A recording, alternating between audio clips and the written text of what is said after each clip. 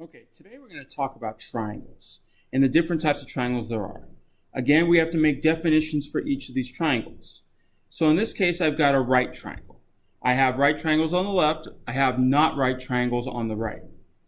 The way we write a definition, if you remember, a right triangle, since we're talking about right triangles, is a triangle that blank. So you got to tell me what that right triangle has compared to the not right triangles. We do the same thing for an acute triangle. An acute triangle is a triangle that, look at what the acute triangles have, look at the ones that are not acute and what the difference is between them. We have obtuse triangles. So we have a couple here that are obtuse. We have 3 examples of not obtuse angles or not obtuse triangles. We also have scalene triangles. Now, triangles, if you saw in the last 3, deal with the angles. These ones are talking about the sides. So a scalene triangle is a triangle. Look at the sides for a scalene compared to the ones that are not scalene. We have equilateral triangles.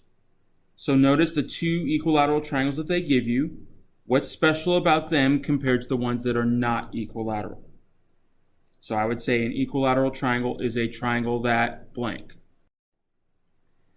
Lastly, we have isosceles triangles. Now, isosceles triangles, if you notice, there's 4 different types that they give you. And then they have some that are not isosceles. Make sure you put an isosceles triangle is a triangle that, and then finish the sentence.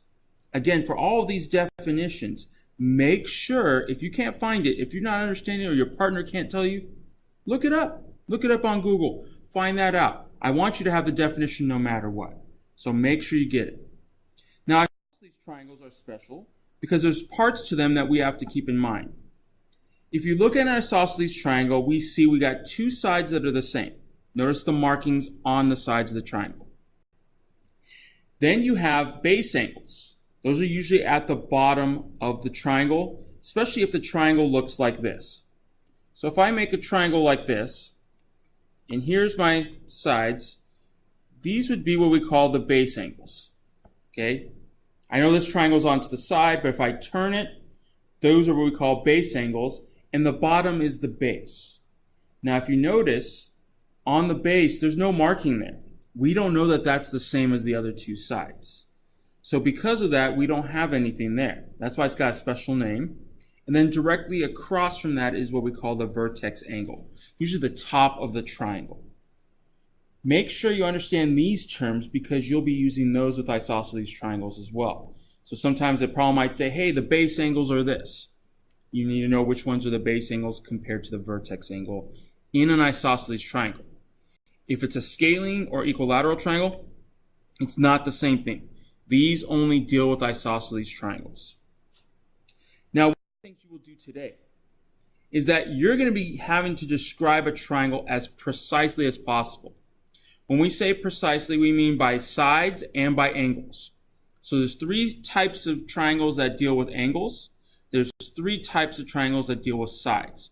You're going to use one term from each to describe the triangle.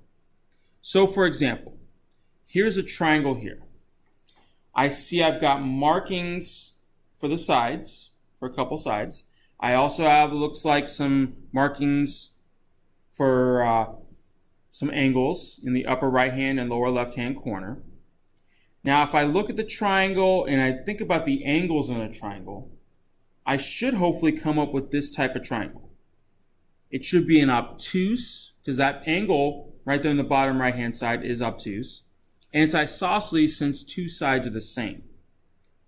This is how I would want you to describe the triangle. You don't have to go any more than that. As long as you give me the terminology, that will work. Now today, you're going to be working on this assignment. Make sure you follow the instructions on the pages exactly. Because sometimes if you don't pay attention, you might be describing something that's not quite what it's supposed to be. So follow those directions.